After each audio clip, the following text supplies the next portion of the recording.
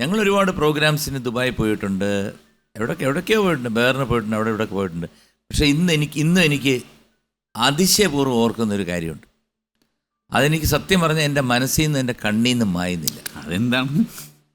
2004 എങ്ങാണ്ടാണ് തോന്നുന്നു. അത് കാര്യം എന്താ? ആ സമയത്ത് അല്ല, നമ്മളെല്ലാവരും കൂടെ അൽനാസർ റെസ്റ്റോറൻറ്റ് എന്ന് പറഞ്ഞിട്ടൊരു ഷോയ്ക്ക് പോയായിരുന്നു. അപ്പോൾ അന്ന് ഈ ഷോ കഴിഞ്ഞ് ഞങ്ങളെല്ലാവരും കൂടെ ബസ്സിലായിരുന്നു. നമുക്ക് തിരിച്ച് പോകേണ്ട സ്ഥലം എവിടെയാ താമസം എന്ന് എനിക്ക് ഓർമ്മയില്ല. അപ്പോൾ നിങ്ങളുടെ ഒരു ബാച്ച് ഉണ്ടായിരുന്നു, മിമിക്രി കാണിക്കുന്ന ഒരു ബാച്ച്. അപ്പോൾ അതിനകത്ത് ഒന്ന് അപ്പം ബൈജു ഒരു ബാഗുമായിട്ട് വരുന്നു. അപ്പോൾ ഒരു സൂപ്പർ കാറിനകത്ത് വന്ന് നിൽക്കുന്നു. ആ കാറിനകത്ത് കയറുന്നു. പെട്ടെന്ന് അതീവ സുന്ദരിയായിട്ടൊരു പെണ്ണ് വന്നിട്ട് ഇങ്ങനെ ബാക്കിൽ നിന്ന് വന്ന് ഡിക്കി തുറന്നിട്ട് എന്തോ ഒരു സാധനം അതിനകത്തിട്ടിട്ട് വിട്ടുപോകണു. അപ്പോൾ ഞാൻ ഇത് കഴിഞ്ഞിട്ട് ഓർമ്മയുണ്ടോ? ഇതെന്റെ അടുത്ത് പറഞ്ഞിട്ടില്ല കേട്ടോ. ഇതെന്റെ അടുത്ത് പറഞ്ഞിട്ടില്ല. അല്ല, ഇത് ഞാൻ പറയാൻ കാര്യം എനിക്ക് അതാണ്. അപ്പോൾ എന്നിട്ട് ഞങ്ങൾ തിരിച്ച് നിങ്ങൾ ഒരു 3-4 മണിക്കൂർ കഴിഞ്ഞിട്ട് അവിടെ വന്ന് ഹോട്ടലിൽ വന്നപ്പോഴത്തേക്ക് ഞങ്ങൾ ചോദിച്ചു ആരാതെന്ന് ചോദിച്ചു. അപ്പോൾ പറഞ്ഞു അത് എൻ്റെ ഒരു കസിനാണെന്ന് പറഞ്ഞു. അപ്പം ഞാൻ പറഞ്ഞു ദുബായിൽ ഇങ്ങനെ നിങ്ങൾക്ക് ഇതുവരെ ഉള്ളതായിട്ട് പറഞ്ഞിട്ടില്ല. പക്ഷേ ഇപ്പം ഇന്നലത്തെ എപ്പിസോഡിൽ പറഞ്ഞായിരുന്നു എനിക്ക് ദുബായിൽ എനിക്ക് വളരെ ഇഷ്ടമാണ് എന്ന് എടുത്ത് പറഞ്ഞപ്പോൾ എനിക്ക് ആ പെട്ടെന്ന് ഓർമ്മ വന്ന ആ ഒരു സീനാണ് എനിക്ക് ഓർമ്മ വന്നത്. പക്ഷെ എനിക്ക് ഓർമ്മ വരുന്നില്ല, സത്യമായിട്ട് എനിക്ക് ഓർമ്മ വരുന്നില്ല. എന്തിട്ട് എൻ്റെ കുടുംബം കൊളോക്കാൻ വേണ്ടി അല്ലെന്ന്.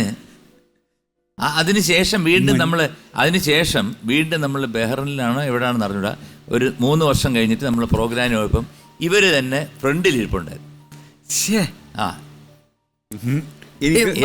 എന്നിട്ടൊരു തുണ്ട് എന്തോ കൊണ്ടു തന്നു. അപ്പോൾ ആ തുണ്ട് ഞാൻ വാങ്ങിച്ചിട്ട് നമ്മുടെ കീബോർഡ് ആർട്ടിസ്റ്റ് ആരാണെന്ന് അറിഞ്ഞൂടാ, അവർ നോക്കിയാൽ പറഞ്ഞു ഇന്നാരെ അനുകരിച്ച് കാണിക്കണം എന്ന് പറഞ്ഞിട്ടൊരു തുണ്ട് തന്നായിരുന്നു.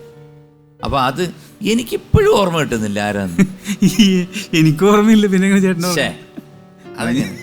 ഇല്ല, സത്യമായിട്ടില്ല.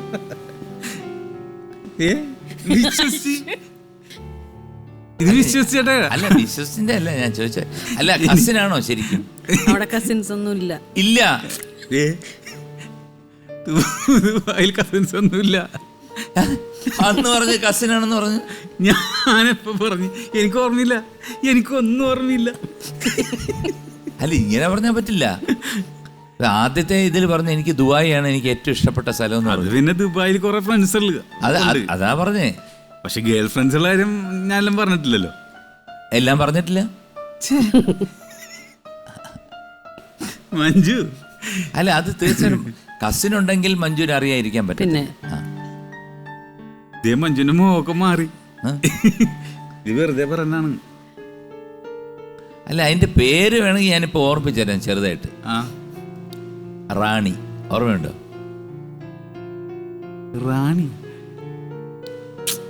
റാണിയാ? അത് കഴിഞ്ഞിട്ട് നമ്മൾ അബുദാബിയിൽ ഒരു പ്രോഗ്രാം വന്നു. അന്ന് അവിടുത്തെ ആ ക്ലബിൽ ഭയങ്കര അടി ബഹളമൊക്കെ നടക്കുന്ന ഒരു സമയമായിരുന്നു. അടിയൊക്കെ നടന്നു? അല്ല, ക്ലബില് അവിടെ അങ്ങനെയാണ്. അവിടെ മലയാളികൾ ചിലപ്പോ പ്രശ്നങ്ങളൊക്കെ അവിടെ വെച്ചിട്ടാണ് റാണി പെട്ടെന്ന് വണ്ടി എടുക്കാൻ പറഞ്ഞു. അങ്ങനെ വണ്ടി എടുത്ത് ഞാൻ ഓർക്കണം കൂടി ഇല്ല.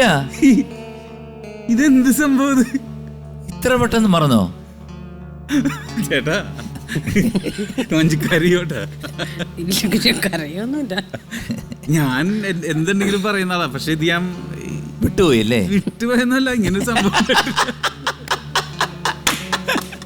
മഞ്ജു, റാണിയില്ല, പോണിയില്ല.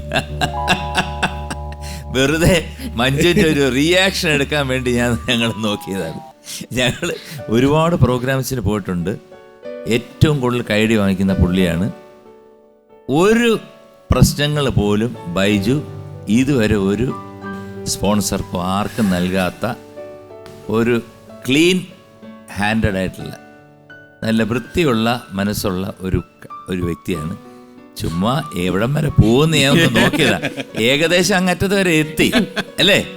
അല്ല, ഞാനിങ്ങനെ ചേട്ടന് കറക്റ്റ് ആയിട്ട് പേരൊക്കെ പറഞ്ഞു കഴിഞ്ഞപ്പോ അത് ഞാൻ എവിടേക്ക് റാണി എന്ന് പറഞ്ഞ ആൾക്കാരൊക്കെ അറിയാല്ലേ? അപ്പോഴേ എന്റെ ചേച്ചിയുടെ പേരും റാണി എന്നാണ്. പിന്നെ എന്റെ ഫ്രണ്ട്സ് ഒക്കെ, എന്റെ സ്കൂളിൽ പഠിച്ച ഫ്രണ്ട്സ് എന്നൊക്കെ പറഞ്ഞ് എന്റെ മൊബൈലുണ്ട് എല്ലാവരുടെയും നമ്പർ വിളിക്കൊക്കെ. അപ്പൊ അതൊക്കെ അറിയാം. ചേട്ടൻ പറഞ്ഞു പിടിപ്പിക്കാനായിട്ട് സമ്മതിച്ചു. ഞാൻ ഇത് നടന്നോ എന്ന് എനിക്ക് വരെ കൺഫ്യൂഷൻ ആയി പോയി. ചുമ്മാ. അപ്പം എ, ഇത് എൻ്റെ വീടാണ് ഡാഷ് ഡാഷ് ഡാഷ്, അതാണ് നമ്മൾ ലോക്ക് ചെയ്തത്. ഉത്തരം ശരിയാണ്. കൺഗ്രാജുലേഷൻസ്. Thank you. സവാരി ഗിരിഗിരിയിൽ മൂന്നാമത്തെ ചോദ്യം ശ്രദ്ധിക്കും. മോഹൻലാലിൻ്റെ കഥാപാത്രം കമ്പനിയിൽ നിന്നും കോളനിവാസികളെ കുടിയൊഴിപ്പിക്കാൻ വന്നതാണ് എന്ന സത്യം കോളനിയിൽ അറിയുന്നത് ആരാണ്? A Rawther, B Bheeman Raghu, C Kanaka. Kanaka. Kanaka. C Kanaka. ഉത്തരം ശരിയാണ്. Congratulations. Very good, very good. സവാരി ഗിരിഗിരിയിൽ നാലാമത്തെ ചോദ്യം ഒരു ഓഡിയോ ക്വസ്റ്റ്യനാണ്. ഓക്കെ, കേൾക്കണം.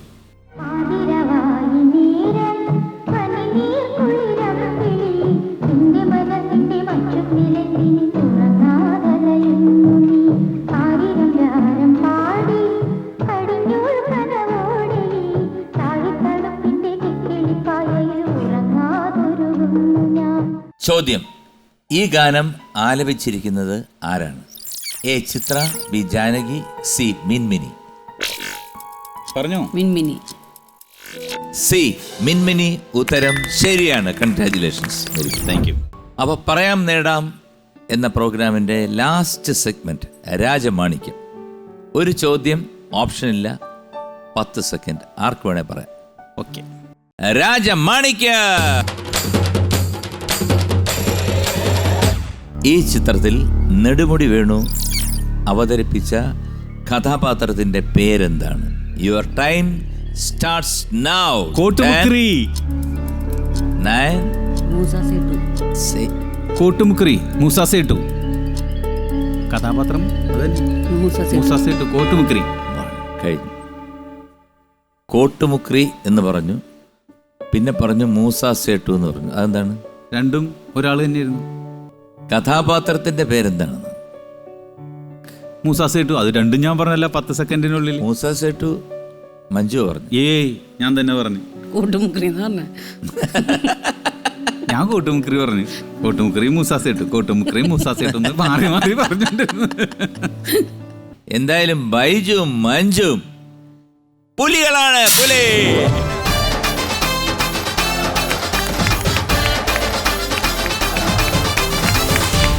കറക്റ്റ് ഉത്തരമാണ്. 20,000 രൂപ സമ്മാനമായി ലഭിച്ചിരിക്കുന്നു. Very good, very good, very good.